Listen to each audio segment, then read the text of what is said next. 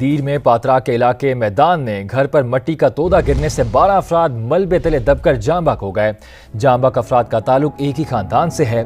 तमाम अफराद की लाशें निकाल ली गईं। जाँ बाक होने वालों में 3 खवातीन, 2 मर्द और 7 बच्चे शामिल हैं। अफसोसनाक खबर से आपको अपडेट करें, दीर में पात्रा के इलाके मैदान में घर पर मट्टी का तोदा गिरने से 12 अफराद मलबे तले दबकर जाँ बाक हो गए।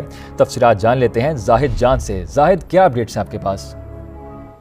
जी बिल्कुल, ये वाक़या रात 1 बजे के करीब हुआ था, क्योंकि अपर दीर के मुख्तलिफ इलाकों में शदीद बारिशों का सिलसिला जारी था। इस दौरान पात्रा के इलाके मैदान में जो है एक घर पे लैंड स्लाइडिंग और भारी पत्थर गिरने से जो है वो घर का छत गिर गया, जिसमें मकामी अपराध और रेस्क्यू अधिकारियों के मुताबिक 12 अफराद मलबे तले दब गए थे और अब ऑपरेशन मुकम्मल हो गया है और 12 अफराद की लाशें जो है निकाल ले गए, जिनमें खवातीन, मर्द